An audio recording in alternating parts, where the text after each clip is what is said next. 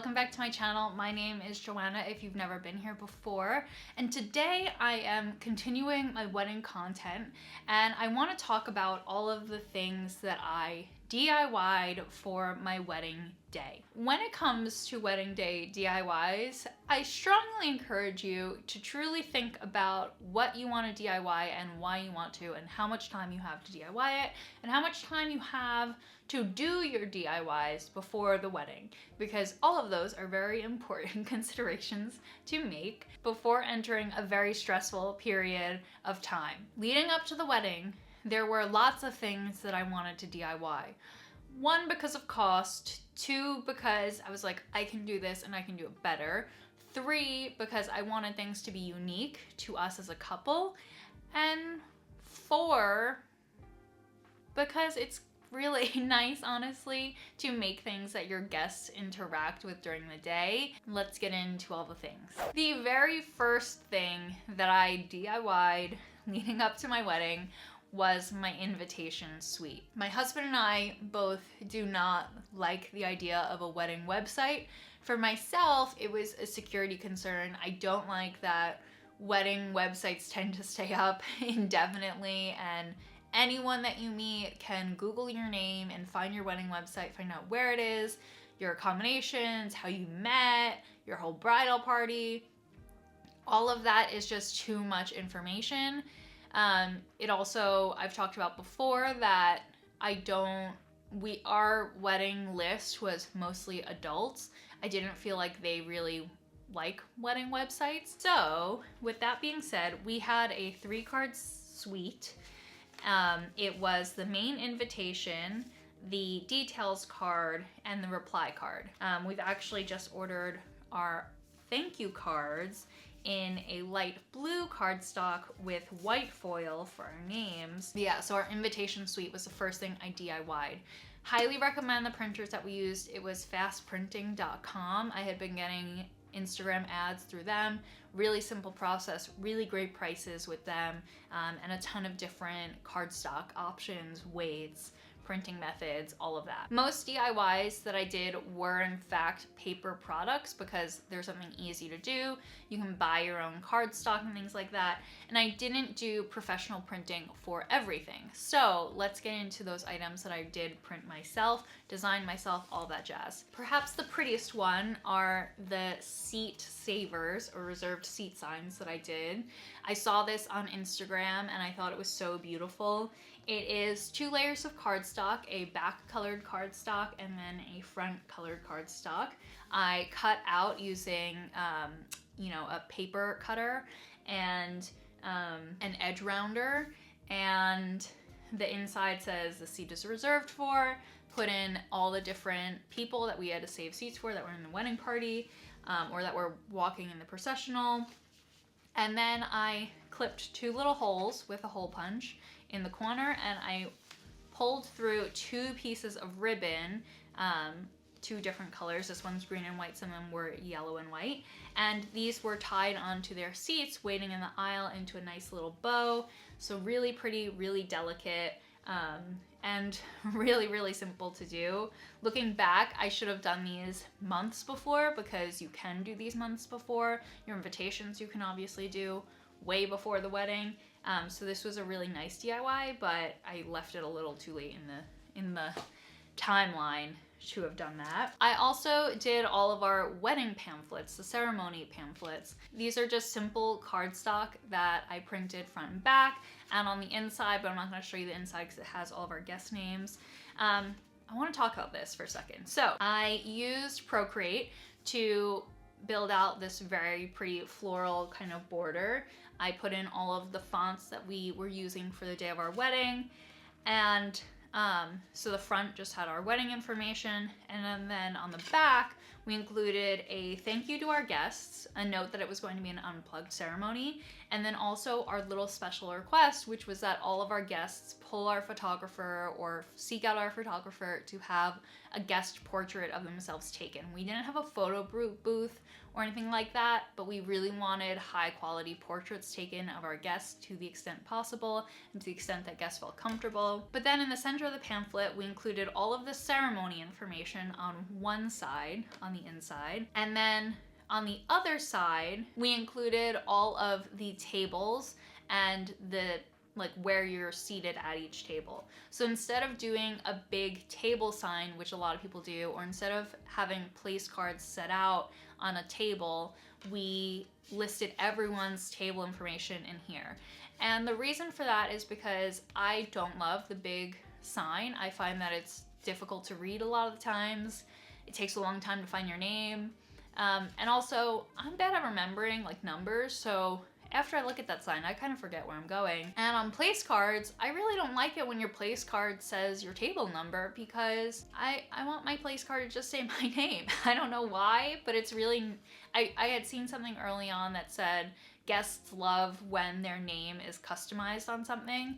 And if your place card is going to be that only place during the whole event, I want it to be a nice version of that, an elevated version, and not just something that is like functional. So I felt that this was very functional. Everyone got their own pamphlet, and everyone would then be able to see who exactly was at their table, where their other relatives were, where their other friends were, and it was just easy to have, and it was like a pocket size, so it could fit in someone's jacket pocket.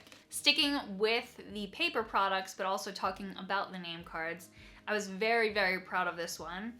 These were our menus. So again, I had cardstock that I bought, printed these at home. This came out amazing. So I ended up doing a colored font. The pamphlets were in blue font, and this is in orange. I used that same floral pattern and created a border. And then, you know, I put our names down at the bottom and menu in big words. And then I included these little doodles on here of all of the food, and our wedding had a garden party theme, so I found these beautiful little tulip pins, and I put everyone's name card down the menu pinned perfectly, and so everyone had their personal name card and their menu, and it was placed on their plate, and it was beautiful. About a month before the wedding, we found out that we could do specialty cocktails to be passed on trays and have ready at the bar. They were more elevated cocktails that would be easy and accessible, and actually were fantastic. So I decided to create a little bar sign with it. And what's special about this, one, again, I did it all myself, but sticking with the doodle theme from the menus, I doodled out a photo of what the cocktails would look like. And I also put another border in the back. I thought the blue complemented the pink of the strawberry cocktail. So this was really cool. It stood on a little stand at the bar. Oh, and if you notice, it's three-dimensional. So I cut out the drinks and the fruit, and the fruit's adhered to the drink, and then the drink is adhered to the cardstock.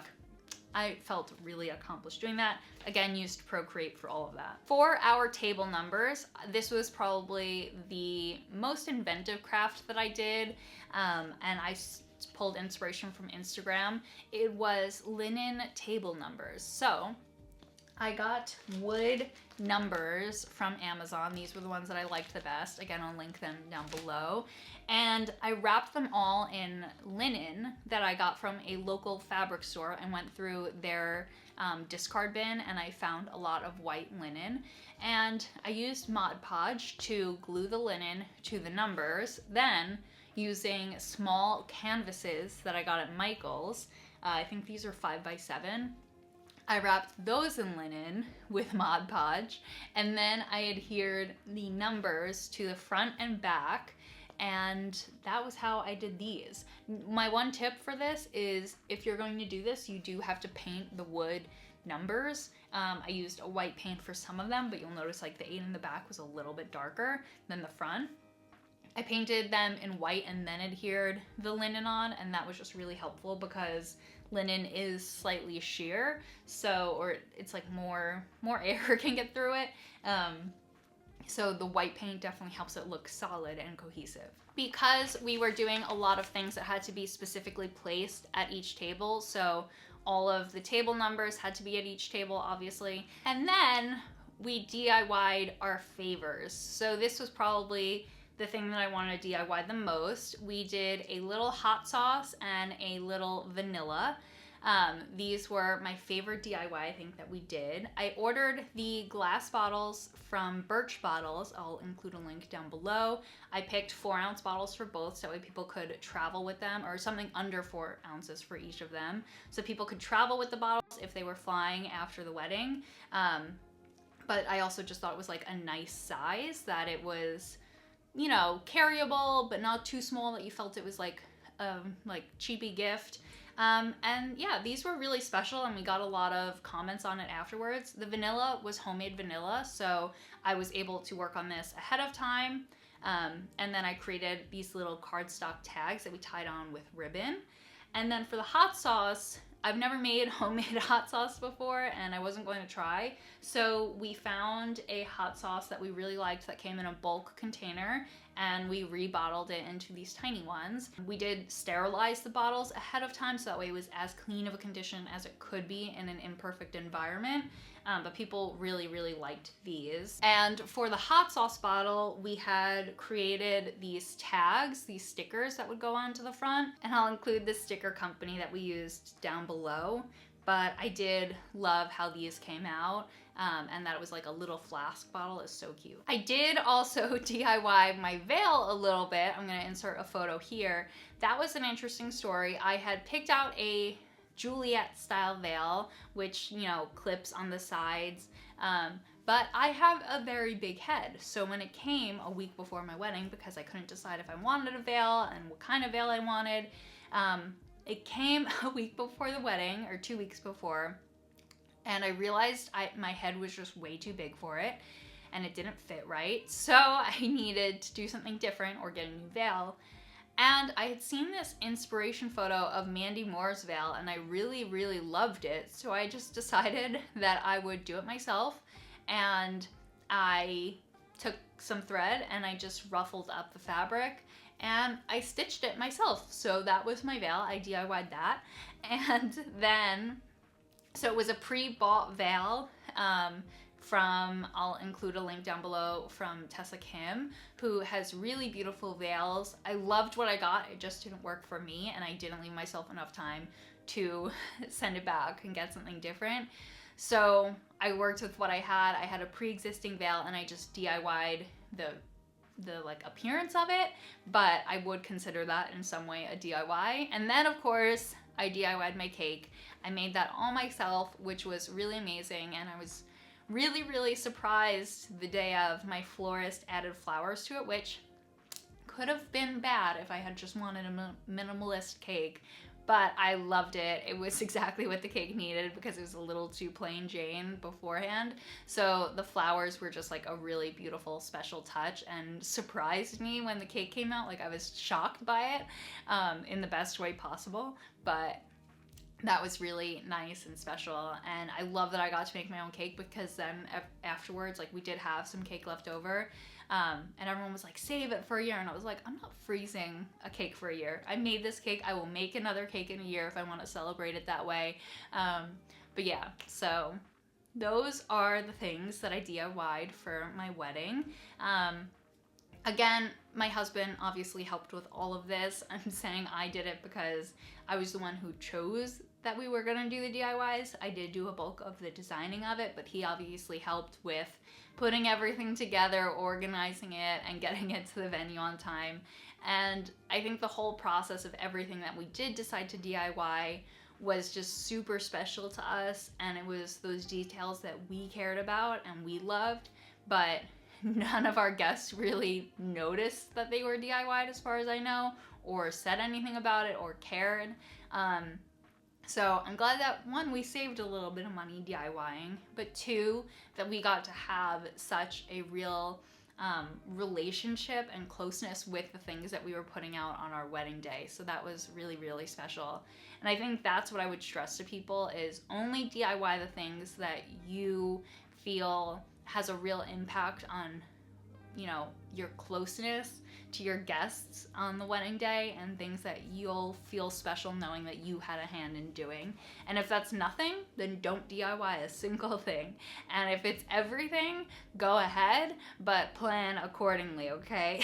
So that is everything that I DIY'd that I can think of offhand. Oh, I do just want to also say, for our little stands that we needed for the name cards, we did get these off of Amazon. I will link these as well. Didn't really DIY them, but they were cute and very sturdy and held up outside as well for our bar side. Okay, so with that said, that is now everything. I will see you guys in my next video. If you guys liked this video, give it a thumbs up. If you have anything that you would or wouldn't DIY, let us know in the comments down below. And yeah, I will see you guys in my next video. And until then, bye. And if you guys like this video, make sure to give it a thumbs up.